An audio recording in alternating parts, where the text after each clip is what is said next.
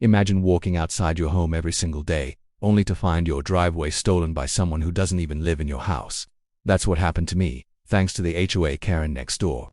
She wasn't just an annoying neighbor, she was a self-proclaimed enforcer of our neighborhood's rules, barking orders, writing fake citations, and acting like she owned the entire street. But the worst thing she ever did was decide that my family's driveway was her personal parking spot. She never asked, never apologized, and never cared that her car was blocking us from leaving on time for school, work, or even emergencies. First, we tried to handle it politely. Notes on her windshield, conversations at the door, even calls to the HOA itself. But Karen didn't budge. She'd laugh, roll her eyes and say, "Drive around it. That's what the street is for." The arrogance was unbelievable. My dad especially hated it. He's a quiet man, the type who doesn't pick fights, but once you cross the line with him, he never forgets. One morning, after Karen had once again blocked our car in, I saw something different in my dad's eyes. He didn't look angry anymore. He looked calm, almost too calm. That's when I knew something was about to change. He didn't raise his voice or threaten her. He just said, "She won't be parking here anymore." What happened next was something Karen never saw coming. My dad had a plan, one so perfect and permanent that her car didn't just leave our driveway, it disappeared for good.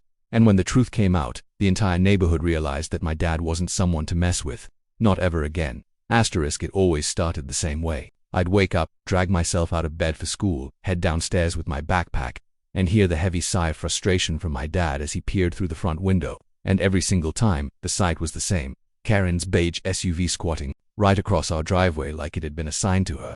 She wasn't visiting. She wasn't delivering anything. She just liked to park there, as if our home was nothing more than an extension of hers. The first time it happened, I remember my dad knocking politely on her door. Karen opened it with her usual smug grin. She was in her mid-40s, with perfectly styled blonde hair and oversized sunglasses. Even though it was early morning, she leaned against the doorframe, sipping her coffee like she had all the time in the world. "Hi, Karen," my dad had said in his calm, measured voice. "Your car is blocking us in. Could you move it, please?" She tilted her head, gave him that fake smile that never touched her eyes, and said, "Oh, you'll be fine. There's plenty of room to drive around it. You don't need the whole driveway." I'll never forget the look on my dad's face, half disbelief, half fury, but he swallowed it down and walked away. That was the beginning. Over the next few weeks, it became a routine. Karen would park her SUV across our driveway, especially when she came back from her so-called HOA meetings. She acted like she was the president of the neighborhood, though nobody had actually elected her. She printed fake warning letters and slipped them into mailboxes, telling people their grass was too long or their trash bins were left out too late. But with us, it was different. Blocking our driveway wasn't about rules, it was about power. My mum tried writing notes, leaving them politely on her windshield. "Please don't block our driveway. Thank you." By the next morning, the notes were crumpled on our lawn, tossed aside like trash. I tried saying something once, but Karen just sneered at me and said, "Don't talk back to adults, sweetheart." That was the last time I spoke to her directly. The tension grew with every passing day. My dad called the HOA, but they shrugged it off. "We'll look into it," they said. Of course, they never did. The police came once, but by the time they arrived, Karen had already moved her car just enough to make it look like she wasn't breaking any law. She knew exactly how far she could push the rules, and she pushed them every single day. Then came the morning that really set everything in motion. It was a Monday, one of those mornings where everything seemed to go wrong. My alarm didn't go off. I was already late for school, and my dad was supposed to be at work early for a meeting. We rushed around the house, grabbing bags and lunchboxes, and piled into the car. But when my dad tried to back out of the driveway, there it was, SUV, angled perfectly to trap us in. My dad slammed the steering wheel. "That's it," he muttered. His voice wasn't raised, but I could hear something in it, a sharp edge I'd never heard before. We both got out of the car and walked over to her house. My dad knocked on the door hard enough to rattle the frame. After a long pause, Karen finally opened it, still in her robe, holding her coffee like she hadn't a care in the world. "Yeah," she said, her tone already dripping with sarcasm. "You need to move your car." "Now," my dad said. His voice was low and calm, but I could see the tension in his jaw. Karen raised her eyebrows. "Oh, come on, you're making a big deal out of nothing. Just drive around it. You're blocking us in. We're late." "Move the car," he repeated, this time sharper instead of moving. Karen smirked. "Maybe if you were more involved in the HOA, you'd understand how parking works around here. But I guess not everyone can be responsible." That was it. My dad's patience snapped. He didn't yell, he didn't threaten. He just stared at her for a long moment, then turned on his heel and walked back to the car. I followed silently, my heart pounding. We didn't say a word as we climbed back in and waited. Eventually, Karen huffed, rolled her eyes, and finally shuffled outside to move her SUV.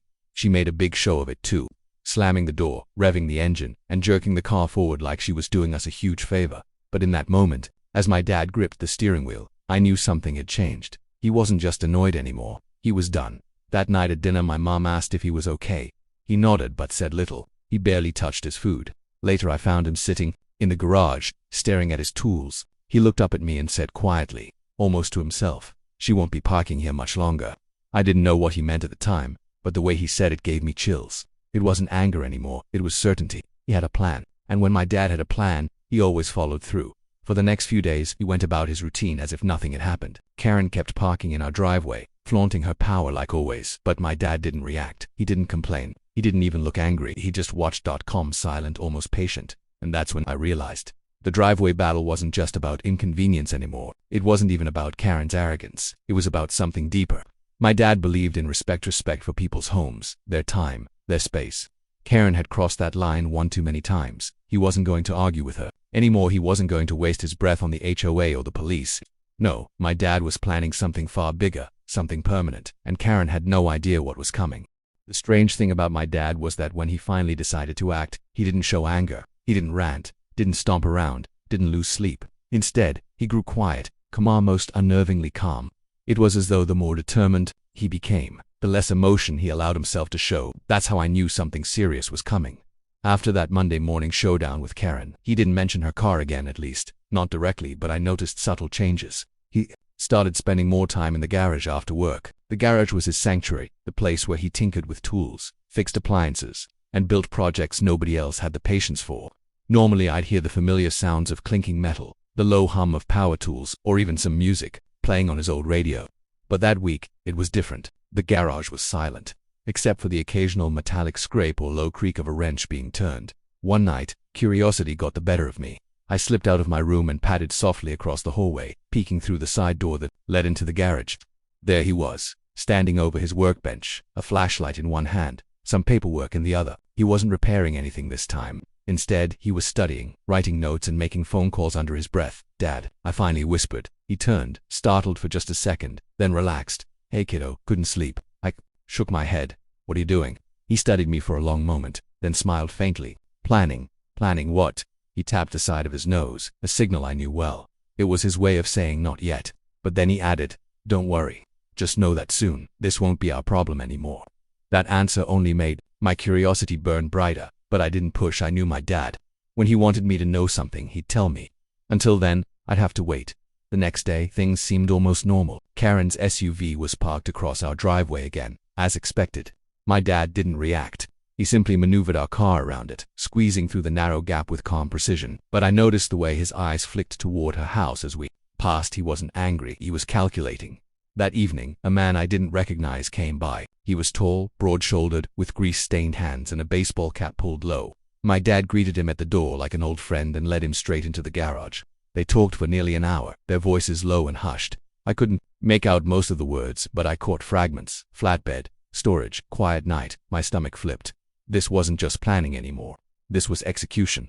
When the man finally left, I slipped into the garage again. My dad was leaning against his workbench, arms crossed, looking satisfied for the first time in weeks. "Who was that?" I asked. "An old buddy," he said simply. "Buddy from where?" He chuckled softly. "From when I used to work at the yard. He owes me a favor." I frowned. The junkyard. He didn't confirm or deny, but the glint in his eyes told me everything I needed to know. My chest tightened as realization dawned. This wasn't just about moving Karen's car. Dad was making sure it went away permanently. For the rest of the week, his routine became strangely predictable. He'd go to work, come home, and spend an hour or two in the garage. He wasn't repairing things, he was preparing. I once caught sight of a large coil of heavy-duty chain sitting in the corner, next to a stack of cinder blocks. Another time, I noticed him jotting down a schedule of when Karen usually left her car in the driveway. He tracked it meticulously, circling patterns with a red pen. Karen, of course, had no idea. She was too busy strutting around the neighborhood, handing out fake violations to people about their lawns or trash bins. She thought she was untouchable, immune to consequences. Every time she left her SUV sprawled across our driveway, she smirked at us like she was daring my dad to do something about it. But instead of fighting back, my dad smiled at her now. He even waved once. It must have thrown her off, because I saw her pause for a moment, her brow furrowing in suspicion. But she quickly brushed it off, assuming she'd finally beaten him into submission. That was her first mistake. The second mistake came one Friday evening. Karen parked her SUV in the driveway as usual, but this time she didn't come back out for hours. The neighborhood grew quiet as the sun dipped below the horizon. My dad didn't sit on the couch watching TV that night. He didn't even go upstairs, to bed instead. He stood by the garage window, arms crossed, watching her house like a hawk. He checked his watch every few minutes. I couldn't take it anymore. I crept downstairs and whispered, "Dad, what's happening?"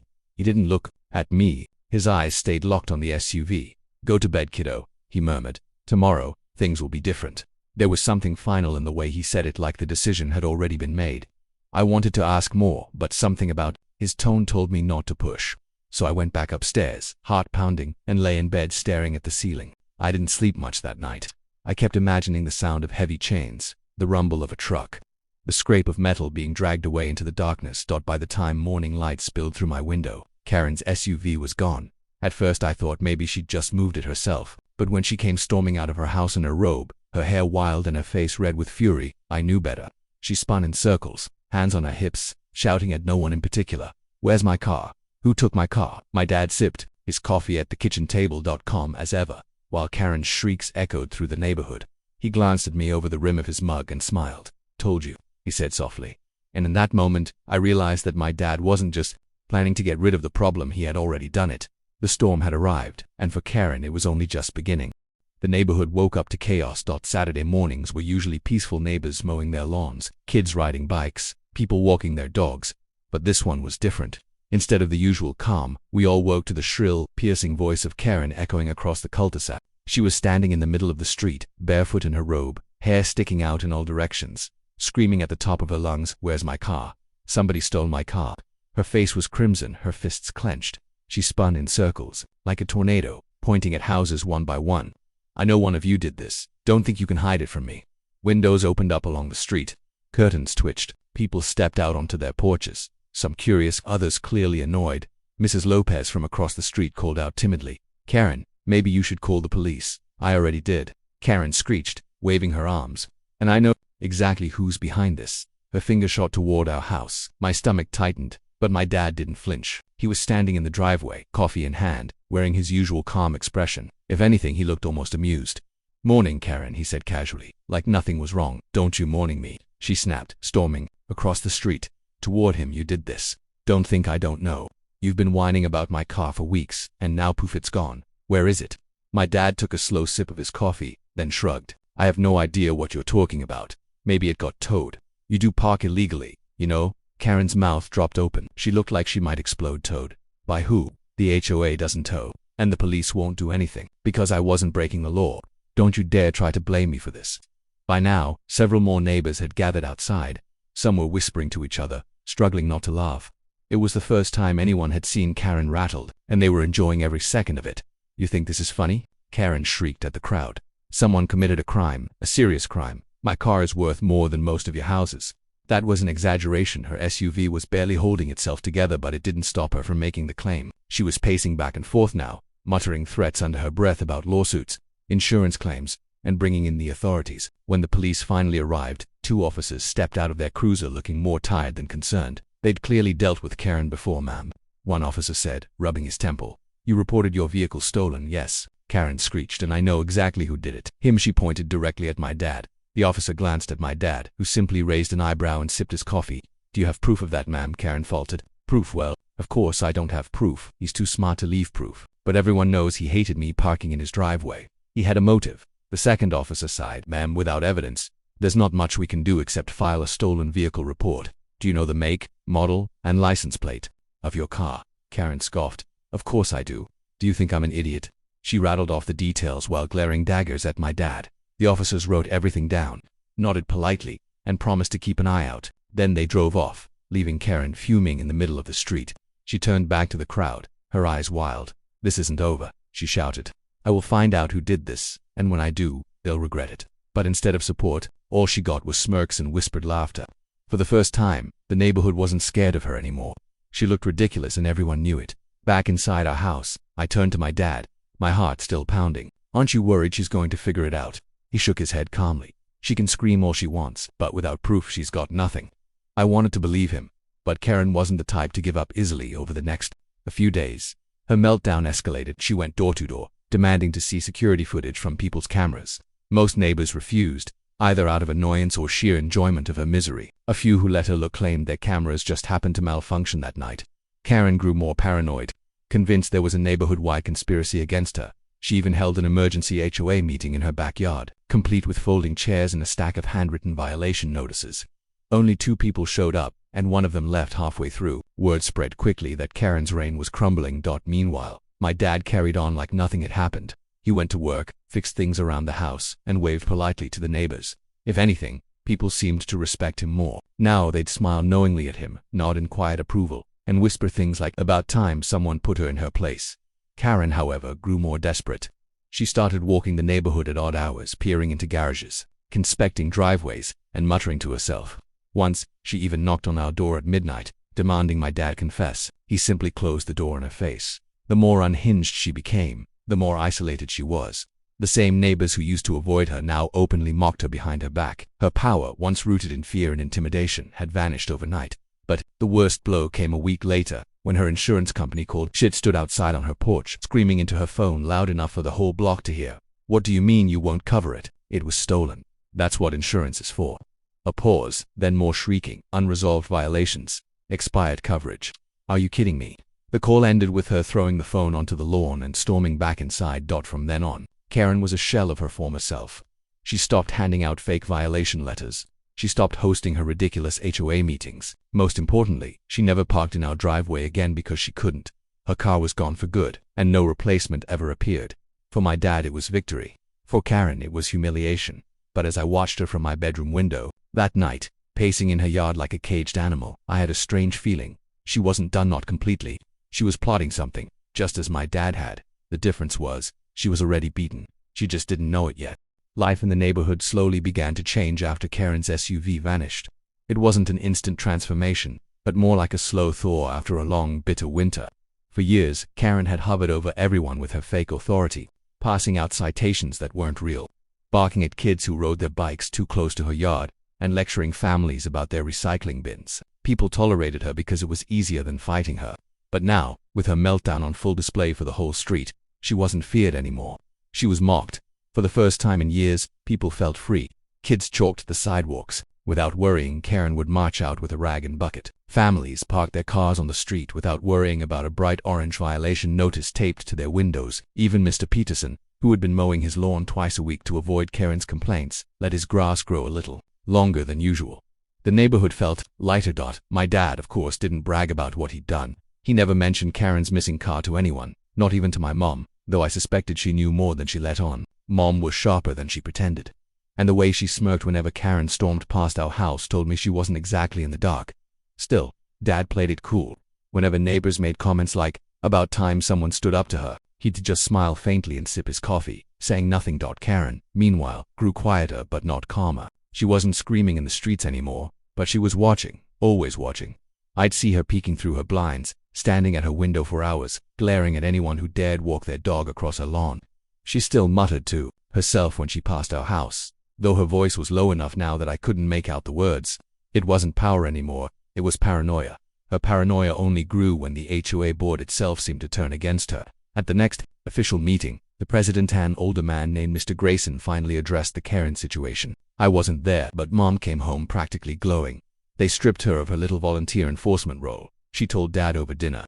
Grayson said she was embarrassing the board and scaring off new residents. "Can you believe it? The Queen has been dethroned." Dad chuckled softly, the corners of his mouth twitching upward. Took them long enough, without her HOA status to lean on. Karen was just another neighbor, but she didn't know how to live without authority. It was like taking a badge away from a cop who had built their whole identity around it. She didn't fit in, but she couldn't dominate anymore either. That left her in limbo, stuck between wanting control and knowing she didn't have any. Still, Karen wasn't the type to accept defeat gracefully. She tried new tactics to claw back power. First came the rumors. She whispered to anyone who would listen that her car hadn't just been stolen, it had been part of a conspiracy. She told people that Dad had connections with criminals and had orchestrated the whole thing. She hinted that maybe the Lopez family had helped him, or that the Petersons had paid someone off. But the problem with Karen's gossip was simple.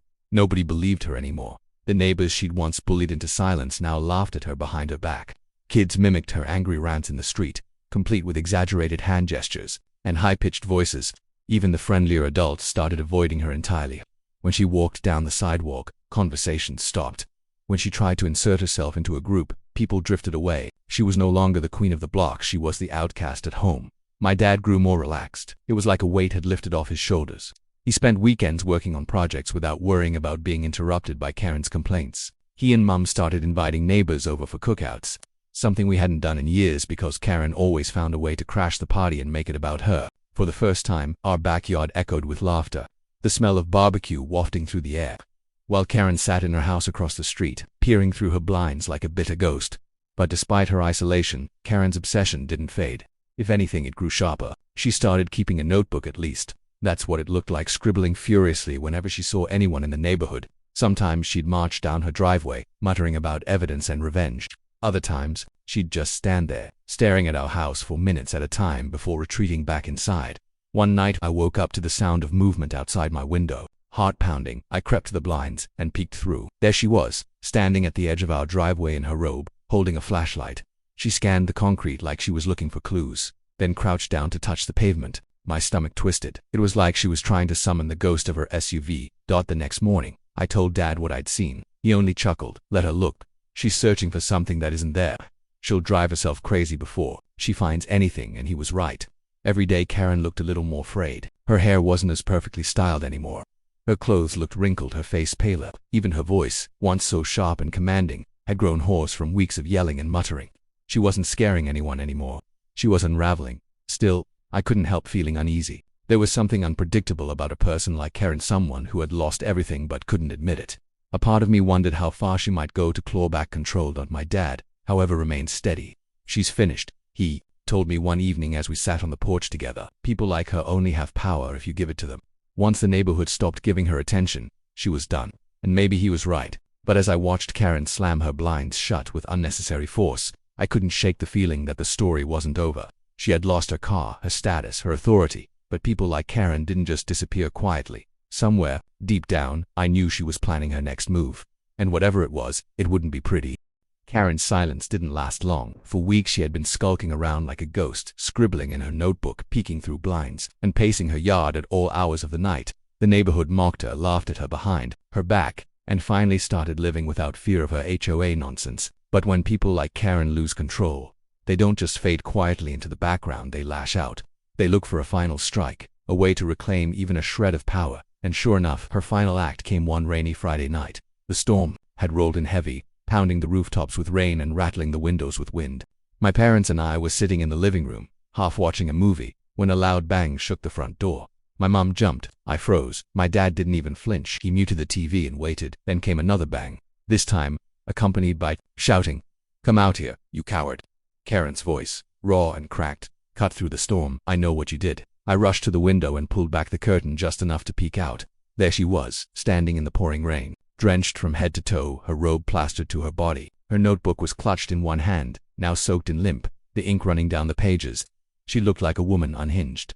"Karen, go home," my dad called through the door, his tone flat and steady. "Not until you confess," she shrieked. "You think you're clever, don't you? You think you can humiliate me, steal my car, turn the neighborhood against me? Well, you're wrong. I've written it all down. I have proof. Everyone will know." She slammed her fist against the door again. But her strength was fading. The storm was soaking her, her words slurring into desperate sobs. My mom shook her head in disbelief. "She's lost it," she whispered. Dad stood up slowly, walked to the door, and opened it just enough to face her. Rain sprayed across the threshold, but he didn't step back. He looked her dead in the eye, calm as ever. "You don't have proof," he said simply. "You don't have anything." Her face twisted, rage and despair colliding in her expression. I'll find something. I'll call the police again. I'll tell them you're dangerous. They already know you," Dad said, his voice cutting through her shrieking. "You've wasted their time so many times they don't even listen anymore. The HOA dropped you. The neighbors laugh at you. And now, you're out here screaming in the rain while everyone watches. You've done more damage to yourself than I ever could."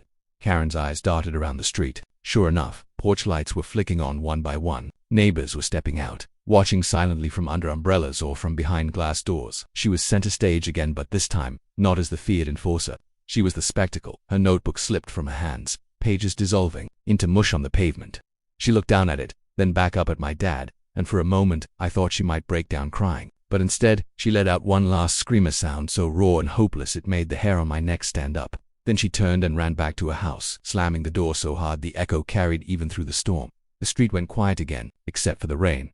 Dad closed our door gently, locked it, and went back to the couch as if nothing had happened.